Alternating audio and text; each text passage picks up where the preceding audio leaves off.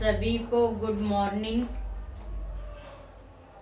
आज की मुरली की तारीख है 1। शिव भगवानोवाच। बाबा बोले, मीठे बच्चे, योगेश्वर बाप आए हैं तुम्हें राजयोग सिखलाने। इस योग से ही तुम विक्रमाजित बन भविष्य में विश्व महाराजन महारानी बनते हो। प्रश्न, विकर्मों से बचने के लिए कौन सी प्रतिज्ञा याद रखो? बाबा का जवाब, मेरा तो एक शिव बाबा दूसरा न कोई। एक बाप से सच्चा रूहानी लव रखना है। यह प्रतिज्ञा याद रहे तो विकर्म नहीं होगा। माया देहाभिमान में लाकर उल्टा कर्म कराती है। बाबा उस्ताद है, उसे याद कर माया से पूरी युद्ध करो तो हार हो नहीं सकती।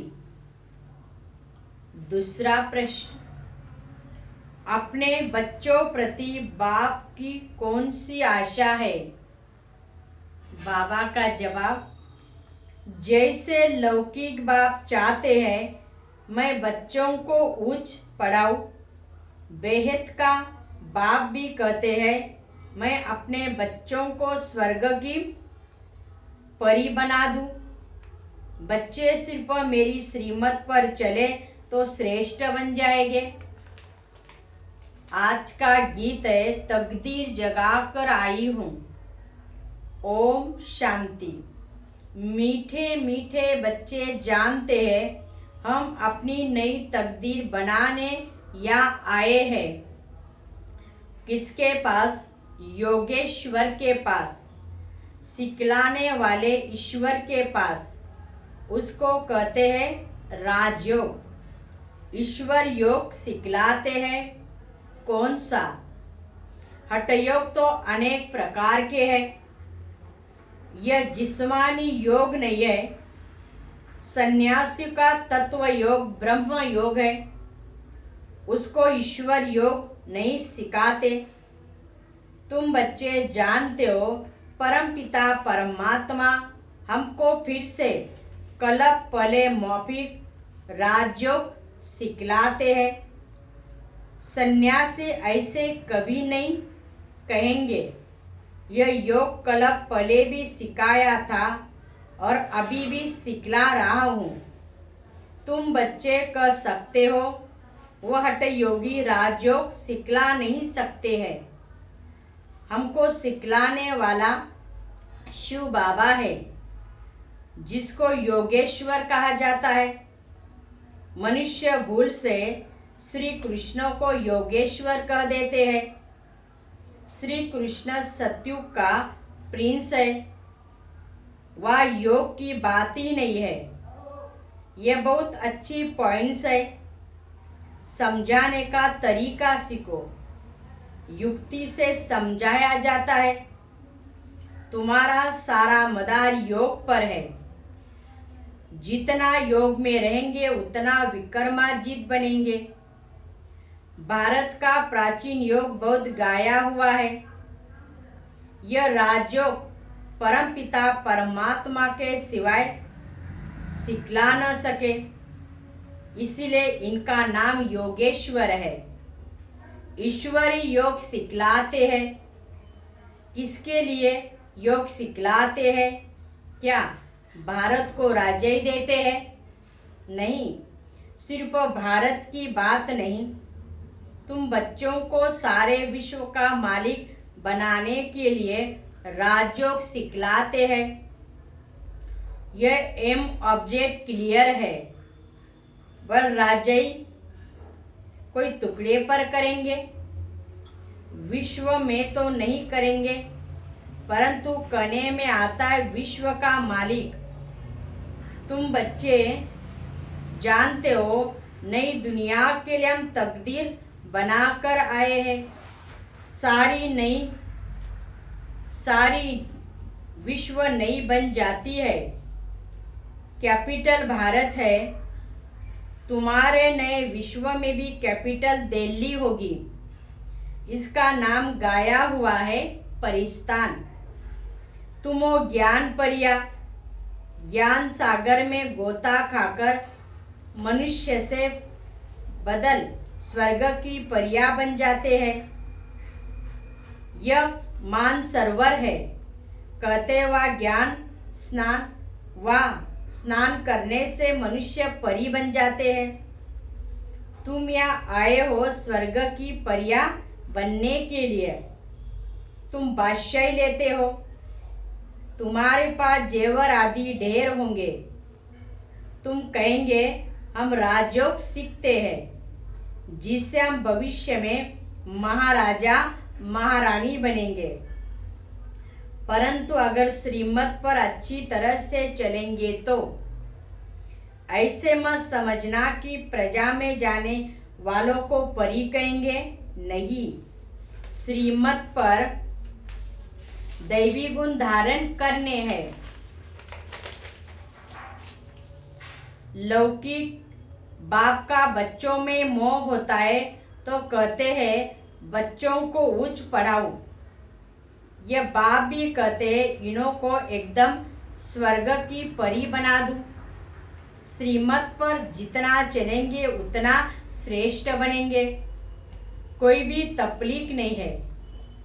साहूकारों को सुनने की फुर्सत नहीं मिलती, सिर्फ गरीबों को मिलती है फुर्सत।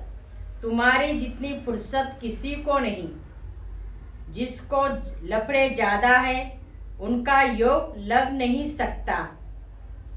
आज बाबा बच्ची से पूछ रहे थे कि तुम जानती हो कि हम किसके रथ की सेवा कर रहे हैं। घोड़े की संभाल करने वाला समझेगा हम फलाने साहब के घोड़े की संभाल कर रहे हैं। तुम भी जानते हो यह किसका रथ है। अगर शिव बाबा की याद कर तुम इस रथ की सेवा करो तो तुम बहुतों से अच्छा पद पा सकते हो। ये हुआ रथ, या तो शिव बाबा को करना है, ये भी याद रहे तो बेड़ा पार हो जाएगा। बाप कहाँ के लिए राजयोग सिखलाते हैं? भविष्य नई दुनिया के लिए, और सिखाते संगम पर। श्री कृष्ण कैसे राजयोग सिखाएंगे? वो तो सतयुग में राजाई में था, परंतु राजाई किसने स्थापन की? बाप ने। प्राचीन देवी देवताओं को ऐसा किसने बनाया? किसने राजयोग सिखाया? वह श्री कृष्ण का नाम लेते हैं। बाप कहते मैं तुम बच्चों को अभी सिखला रहा हूँ। तुम तकदीर जगा कर आए हो भविष्य नई दुनिया में उच्च पद पाने के लिए। बाप कहते हैं मुझे याद करो तो पवित्र दुनिया के मालिक बनो, और कोई उपाय नहीं। एक तरफ याद करते पतित पावन आओ, दूसरे तरफ नदियों को कहते पतित पावनी। कितनी भूल है। बात छोटी है, परंतु मनुष्य की आंखें खोलनी है। बाप जब आते आकर समझाते कि पतित पावन मैं हूँ, मैं ही तुमको ज्ञान स्नान कराए पावन बनाता हूँ। यह पति दुनिया है। सन्यासी भी अनेक प्रकार के योग सिखलाते हैं, परंतु राजयोग तो एक ही सिखलाने वाला मैं हूँ। परमपिता परमात्मा को पतित पावन कहते। इनको इतना याद करना चाहिए। फिर मैनर्स भी अच्छे चाहिए। हम 16 कला संपूर्ण बनते हैं। खान पान शुद्ध होना चाहिए। कोई जड़ धारण करते हैं। गाया हुआ है सेकंड में जीवन मुक्ति।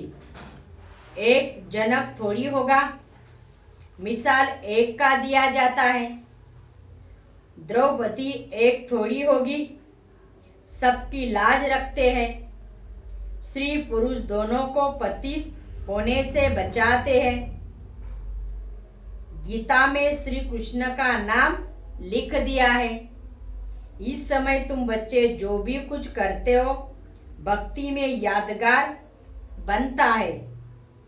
शिव बाबा का कितना बड़ा मंदिर है। जो सर्विस करते हैं उनका नामाचार भी निकलता है। तुम्हारा दिल वाला मंदिर एक्यूरेट यादगार है। नीचे तपस्या कर रहे हो, ऊपर राजे के चित्र खड़े हैं। तुम अभी बाप से योग लगा रहे हो स्वर्ग का मालिक बनने के लिए। स्वर्ग को भी याद करते हैं। कोई मरता है तो कहते हैं स्वर्ग पधारा, परंतु स्वर्ग कहाँ है ये किसी को पता नहीं है। समझते भारत स्वर्ग था, फिर ऊपर कह देते हैं। बाप समझाते सेकंड में जीवन मुक्ति गाई हुई है, फिर कहते ज्ञान सागर है। जंगल को कलम बनाओ, सागर को शाही बनाओ तो भी खुटता नहीं, पिछाड़ी तक चलेगा। तो मेहनत की जाती है ना।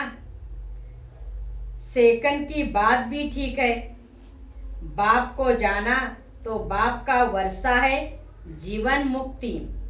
साथ साथ यह समझाया जाता है तो चक्र कैसा फिरता है, धर्म कैसे स्थापन होते हैं। कितनी बातें समझाने की है। साथ में बाबा को याद करो, वर्षे को याद करो। तुम याद करते हो, निश्चय भी करते हो। हम विश्व की बादशाही ले रहे हैं, फिर क्यों भूल जाते हैं। बाबा कहते जितना याद करेंगे विक्रमाजीत बनेंगे। इसमें टाइम लगता, जब तक कर्मातीत अवस्था हो जाए। कर्मातीत अवस्था हो फिर तुम यहाँ रह नहीं सकते। बच्चों को वर्षों से समझाते रहते हैं। बात तो बिल्कुल सहज है। अल्प और बे चक्र का राज भी बाबा समझाते हैं। बुद्धि में पूरा राज आता है तो औरों को भी समझाना पड़ता है। सारा जाड़ बुद्धि में आ जाता है। बाप से सस्ते सज वर्षा लेना है। कहते बाबा योग नहीं लगता, माया विकर्म करा देती है। बाबा समझाते हैं बच्चे अगर विकर्म कर लिया तो फिर बहुत पुरुषार्थ करना पड़ेगा। माया देहाभिमान में लाकर उल्टा कर्म करा देती। बाप कहते बच्चे मेरा बनकर कोई भी विकर्म नहीं करो। तुमने प्रतिज्ञा भी की है, मेरा तो एक शिव बाबा दूसरा न कोई। जैसे कन्या की जब सगाई होती है तो पति के साथ कितना लव हो जाता, तो बेहद बाप से कितना लव होना चाहिए। तुम्हारा कितना गुप्त लव है, वह है जिस्मानी, यह है रूहानी। उसकी प्रैक्टिस पड़ गई है। यह तुम घड़ी घड़ी भूल जाते हो क्योंकि नई बात है। अपने को आत्मा समझ बाप को याद करना है। तुम हो खुदाई खिदमतगार, तुम हो रूहानी सेवादारी। तुम युद्ध के मैदान में खड़े हो, बाबा उस्ताद भी खड़ा है। कहते माया के साथ पूरी युद्ध करो, जो ये 5 विकारी प्रवेश न हो। लिखते हैं बाबा यह भूत आ गया। बाबा कहते इन भूतों को भगाते रहो, ये तो अंत तक आएंगे और ये जोर से तूफान भी आएंगे। अज्ञान काल में कभी नहीं आए होंगे, वो भी आएंगे। तुम कहेंगे वानप्रस्थ में थे, कभी ख्याल भी नहीं आता था। ज्ञान में आने से काम का नशा आ गया, स्वप्न भी आते रहते हैं। यह क्या? यह वंडरफुल ज्ञान है। कोई मूंझ कर छोड़ भी जाते हैं। बाबा बता देता है तूफान तो बहुत आएंगे। जितना पहलवान बनेंगे माया बहुत पछाड़ देंगी। इसलिए महावीर बन स्थिरम रहना है। बाप की याद में रहना, कर्म में नहीं आना। कर्म में आने से विकर्म बन जाता। बहुत पुरुषार्थ करना, खराब आदतें निकालनी है। रूहानी सर्जन जानता है, यह बाप भी जानता है। माया के अनेक प्रकार के विघ्न पड़ते हैं। या बहुत शुद्ध बनना है। चाहते हो हम सूर्यवंशी बने तो लायक बनना पड़े। यह है प्रजा योग, यह है राजयोग, प्रजा योग नहीं। तो पुरुषार्थ कर राजई लेनी चाहिए। तुम युक्ति से, गुप्त रीति से कहा भी जा सकते हो। बोलो, हमको बताओ, हम किसको याद करें जो हम दुख से छूट जाए। भला कहते हैं भारत का प्राचीन योग, वह क्या है? आप हमको राजयोग सिखला सकते हो जो हम राजा बने। ऐसी ऐसी बातें करते ज्ञान में ले आना चाहिए।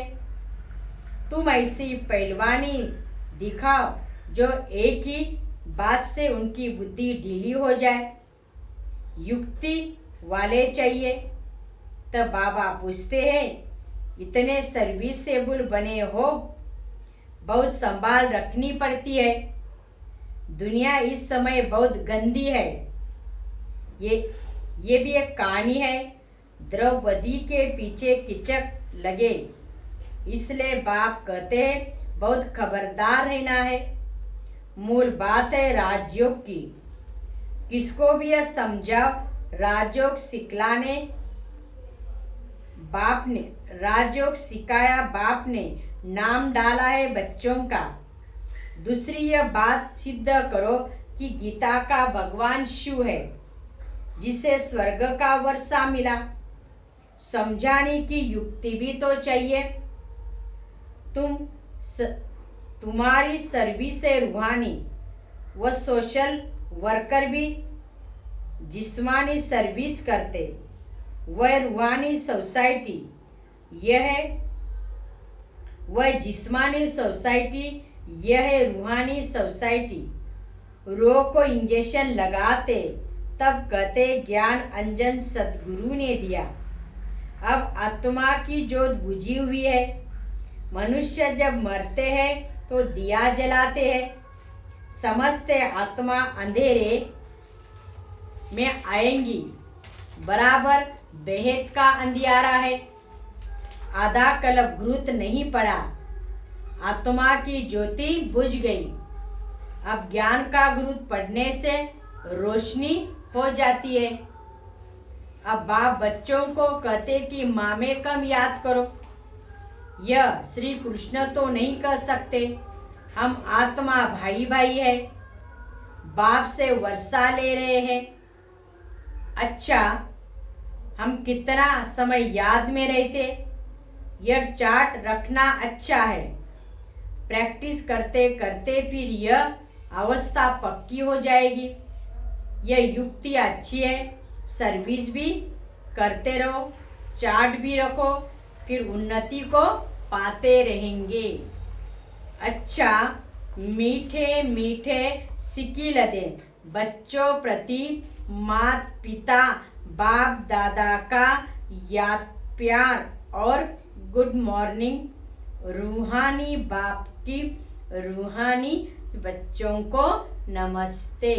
हम रूहानी बच्चों की रूहानी बाप दादा को याद प्यार और नमस्ते नमस्ते नमस्ते। ओम शांति ओम शांति ओम शांति। शुक्रिया बाबा, थैंक्स बाबा।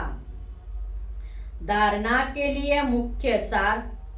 पहली पॉइंट, कोई भी भूत अंदर प्रवेश न हो, इसकी संभाल रखनी है। कभी भी माया के तूफानों में मुंझना नहीं, खराब आदतें निकाल देनी है। दूसरी पॉइंट, याद का चार्ट रखना है, साथ साथ रूहानी सेवादारी बन रूहों को ज्ञान का इंजेक्शन लगाना है। आज का वरदान, कोई भी कार्य करते सदा दिल तख्त नशीन रहने वाले बेफिक्र बादशाह भव। जो सदा बाप दादा के दिल तख्त नशीन रहते हैं वे बेफिक्र बादशाह बन जाते हैं, क्योंकि इस तख्त की विशेषता है कि जो तख्त नशीन होगा वह सब बातों में बेफिक्र होगा।